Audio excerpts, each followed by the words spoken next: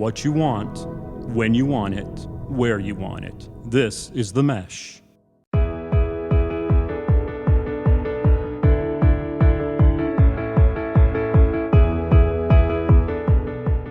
Hello, everyone, and welcome to the Forecast.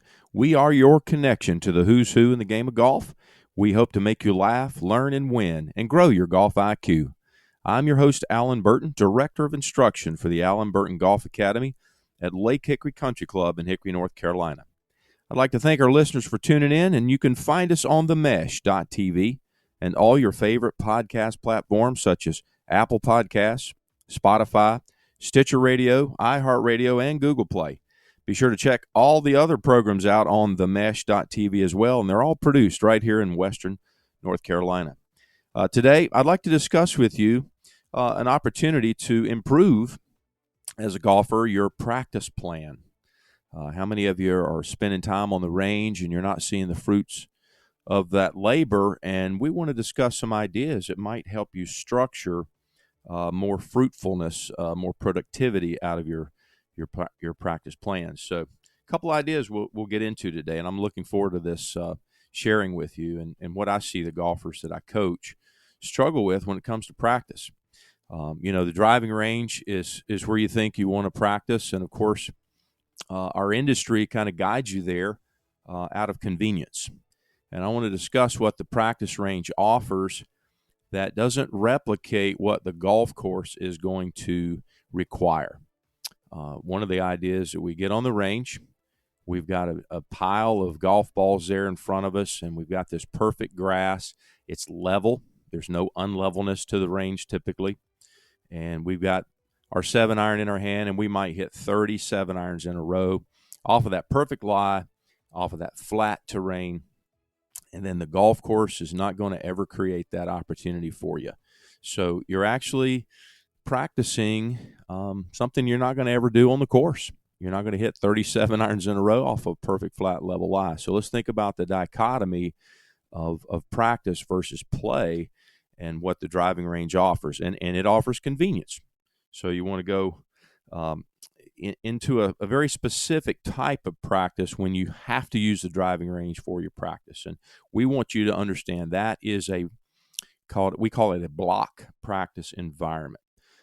It creates convenience for you to work on skill acquisition. You might find it convenient to stand there and repeat the golf swing a lot. And the other thing that happens in that practice on the range is you're not putting any time between swings. You're not spacing one swing from the next. And, of course, the golf course is going to space your swings. You're going to hit a drive, and it may be 6 to 10 minutes before you hit your second shot on a golf course. So you have to understand the driving range is not putting the spacing in between your swings. But, again, for skill acquisition, I see golfers on the range typically with a bag of balls or sometimes 2 or 3 bags of balls. And I can tell that golfer's really not aware of how to improve a lot of the times. They're going for quantity over quality. And the skill acquisition part of practice is really a delicate and disciplined thing. And seriously, what most golfers will do is they'll have golf balls in front of them. They'll begin hitting balls. And each shot they hit, they somewhat analyze the performance as being an error, and then the very next ball they're trying to make a swing that eliminates the error that was in the previous swing. And they'll hit that shot, and there might be a new error in that second swing. So the third ball is now trying to make a compensation for what the second swing error was. And that process goes on for about 30 minutes to an hour, where they're making a new swing compensation on every new ball. So there's no repetition of working on a specific skill. It's trying to correct an error, and they're chasing their tail. So by the end of the practice, they're tired, they're frustrated, probably not any better. In most cases, they're worse. And so that's a very typical driving range block practice that you see. And the golfer needs to go to that block practice environment when it is a block practice approach and when it's most appropriate, and develop a skill and understand what skill they're trying to develop. And what I find most golfers do not have, and this is the first skill that I would want them to work on, is they do not have the skill to control the lowest point of their golf swing. The club itself is going to swing down to a lowest point, and we in golf instruction refer to that low point as a very important skill. The club, for instance, we're hitting an iron shot off the ground. Should the club touch the ground? That's an interesting question, and as most golfers try to hit an iron shot, when they touch the ground, they hit the ground behind the ball. They hit the ground first, and they recognize that as a fat shot or a bad golf shot, as they might say, and the very next swing, their attempt to correct that generally is to get the club to not touch the ground. So now you have a second error, which is a thin shot, a skull or a top shot, or even miss it altogether in some cases, depending upon the golfer's ability to control their low point.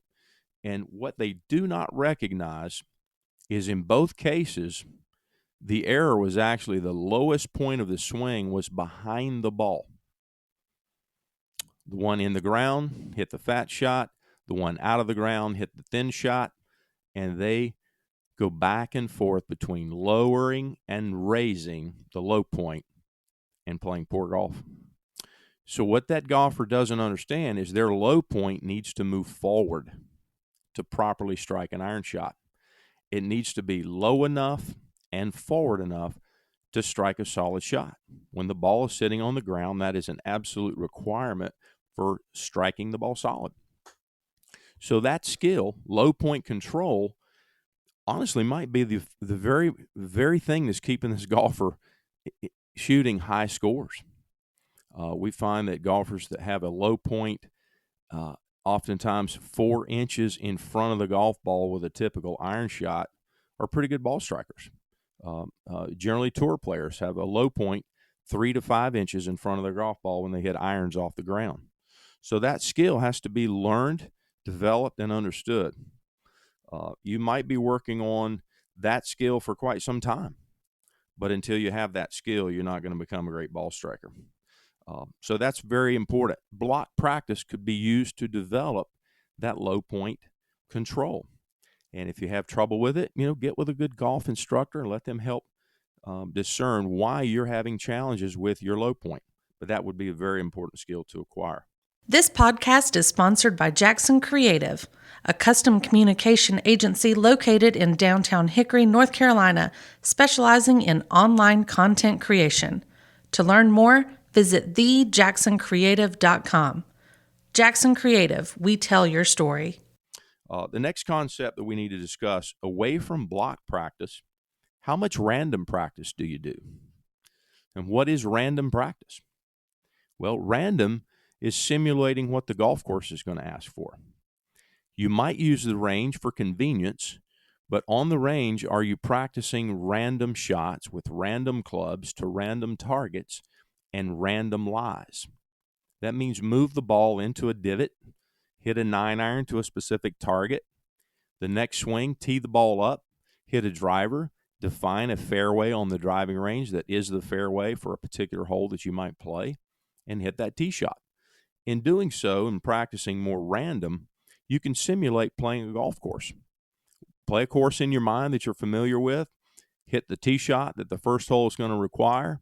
The very next ball is going to be the approach shot to that hole, and so forth and so on. Play the golf course in your mind, creating as many random swings, random shots, random clubs is going to simulate more what the golf course is going to require. And those are some ideas.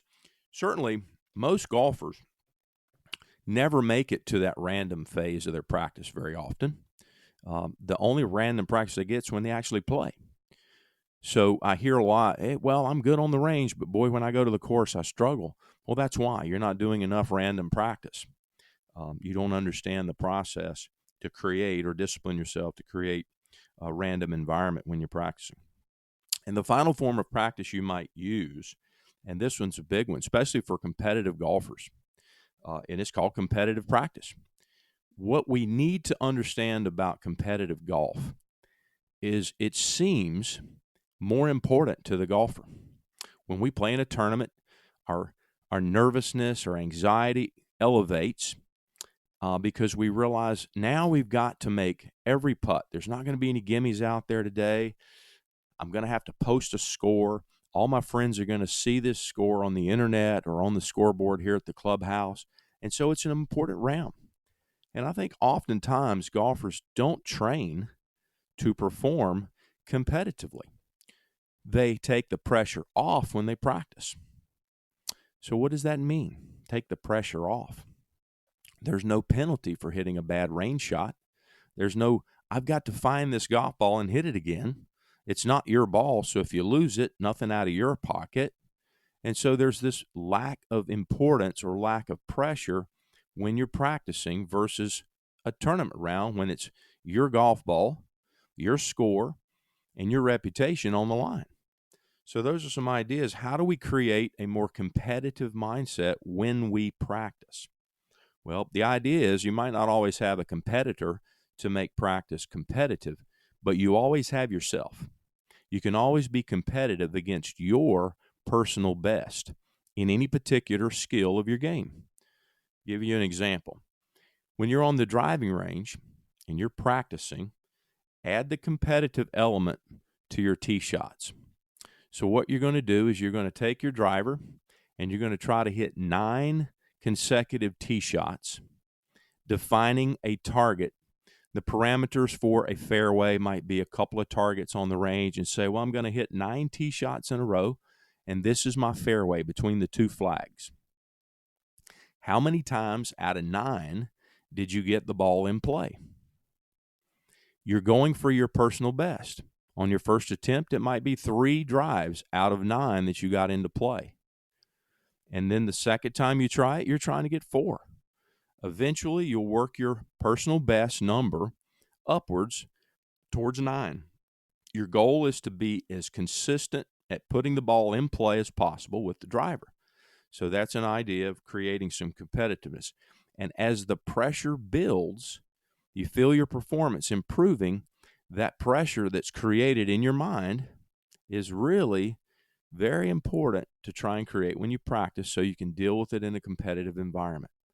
But most golfers don't recognize that that pressure they're feeling is simply a distraction. It's a distraction from the very thought you should be focused on, which is, what is it going to take for me to put this drive in play? I'm going to have to hit the center of the club face. I'm going to have the club face pointing in some direction that's going to start the ball. And then I have to swing the club so the path of my club matches up well enough to my face so the ball doesn't curve out of play. So we have to manage some things. We have to hit the ball solid.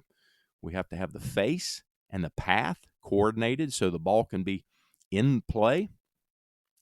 And if you're thinking about, what if I miss this fairway? What's going to happen? I'm going to make a bad score on this hole and ruin my round. You've simply distracted yourself from what you need to be focused on, which is managing your face, your path, and your centeredness of contact, and getting a good golf swing. Making that shot happen is more important, and your focus has to be driven towards achieving a good golf shot, not what the results are going to be if you hit it out of play. So it's more of a process thought versus a result thought that's going to keep your mind where it needs to be at that moment to hit a good shot. And again, back to competitive practice, you can set up any competition against yourself and establish your personal best. From 5 feet, how many putts in a row can you make from 5 feet from random slopes? And let that pressure build when you get to your personal best, trying to do better every time you do it. And then you'll see your practice start to create some benefit in your game. So we've discussed some ideas. Block practice, that's where you go for skill acquisition, maybe low point control or working on something with trajectory or a face-to-path relationship to control curvature, but you're going to spend some time in block practice. Most of your practice should be done in random and then additionally in a competitive way, trying to better your personal best performance. So use these ideas. Randomness, make it appropriately difficult for you. Don't practice 1 foot putts. Practice 3 foot putts. Practice 4 feet. Where does it become difficult for you? At that distance from the hole where you have difficulty in keeping your string of making putts in a row going, that's where you need to spend time. Everyone needs to understand that concept. It's very similar to the game limbo. Where does the bar come where you start to bump your head? That's the difficulty. Also add the spacing element between your shots as you practice. In other words, put time in between each of these putts. Just like you're going to experience on the golf course, there's going to be time between shots. So my ideas are simple. I hope you can take these practice ideas into your next practice and get more quality out of what you're doing. And for you, developing the perfect practice plan might require you give me a call. I can help you put that together through proper evaluation of your game and see where your skills are. And certainly that's what I do on a daily basis. I would love to help. So you know how to get in touch with me. I'm Allen at allenburtongolf.com. Please give me a shout if we can help you in any way. And that's our the conversation today. So perfect practice plan so you can take it to the course. We're moving out of the golf season a little bit here in the fall of the year. Some great weather left to play, but as your game has been analyzed and assessed, take inventory of where your skills are, and if you need help, reach out. Let me help you. I'd love to do that. So again, how are you going to survive in the jungle if you lived your entire life in a cage? That's one of my sayings, and I think it's really interesting. You know, we spend our time on the range. That's kind of like the cage where everything's controlled, everything's consistent. You never have to fight for your food, so to speak. But when you get on the golf course, it's a jungle. A lot of unlevel lies, a lot of different shots. You have to manage yourself to survive in that changing, variable environment. And boy, if you add the pressure of competition to that environment, things change quite a bit. So let's get you prepared to play your best golf here in the fall of the year. So give me a shout. Again, thanks for listening, and hope this helps your practice plan improve as you move into the fall of the year. And best of luck to you out there, golfers. Thanks so much for listening. I'm Allen Burton, your host, and you've been listening to The Forecast. Have a great day.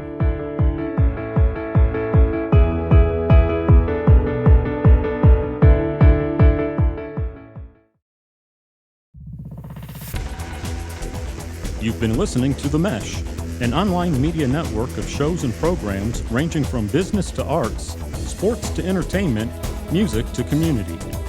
All programs are available on the website as well as through iTunes and YouTube. Check us out online at themesh.tv. Discover other network shows and give us feedback on what you just heard.